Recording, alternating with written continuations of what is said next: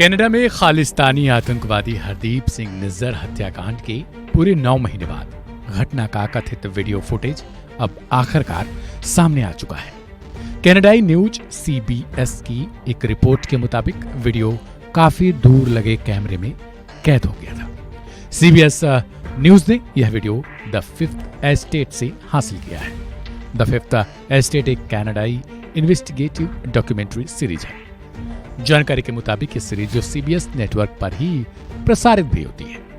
CBS media reports की माने तो फुटेज को एक से अधिक सोर्स ने सत्यापित भी कर दिया है। इससे पहले इसी आतंकी के हत्याकांड को लेकर भारत कनाडा के रिश्तों में कड़वाहट देखी गई थी। कहा जा रहा था कि कनाडाई प्रांत ब्रिटिश कोलंबिया के सरे में एक गुरुद्वारे के बाहर खालिस्तानी अलगाववादी निज्जर की पिछले साल जून महीने में हत्या कर दी गई थी, जिसके बाद कनाडा ने भारत पर यह आरोप लगाया कि उसके एजेंटों ने निज्जर की हत्याकांड को अंजाम दिलवाया। हालांकि भारत ने लगातार इन आरोपों को सिरे से ही खारिज करते चला आया। भारत ने 2020 में निज्जर को एक आतंकवादी घोषित किया था। कनाडा भारत पर आधारहीन आरोप लगाते रहा। हालांकि भारत के साथ ही अमेरिका पेंटागन के एक पूर्व अधिकारी ने कहा था कि निज्जर एक प्लम्बर, जैसा कि कनाडा आरोप लगा रहा है, वह एक प्लम्बर था ही नहीं, बल्कि वो ओसामा बिन लादेन की तरह एक क्रिएटिव आतंकी था, यानी जो पल पल अपना रंगरूप और हर चीजों में माहिर था। सुनिए। Now there has been some reporting about, how weeks before the world leaders were to meet in Delhi, Canada did approach its allies to jointly raise this issue at the summit. Do you think there was some kind of a discussion like that, and the allies stepped back and didn't do that?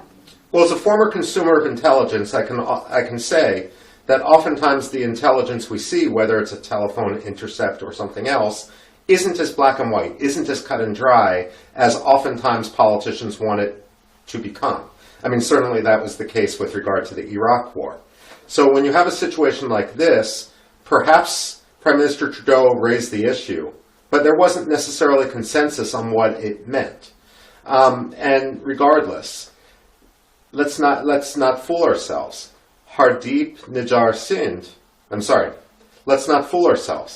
Hardip Singh Nijjar was not simply a plumber any more than Osama bin Laden was a construction engineer. He had blood on his hands through multiple attacks, and therefore, while Secretary of State Blinken may after the fact say that the United States will always stand against transnational repression, we're actually being hypocritical if Secretary Blinken makes that statement, because after all, what we're talking about isn't transnational repression. We're talking about transnational terrorism, and what the United States did to Qasem Soleimani and what the United States did to Osama bin Laden is really no different than what India is alleged to have done in this case. इससे पहले ही भारत में निज्जर की कई प्रॉपर्टियों पर सरकारी डंडा भी चला था और ऐसे लोगों के लिए भविष्य में ऐसा करने पर एक नजीर बनाई गई थी। फिलहाल इंडिया कनाडा के रिलेशंस के बीच अब निज्जर के इस वीडियो को लेकर आपकी क्या राय है, उसे कमेंट करें और सब्सक्राइब करें वन इंडिया हिंदी।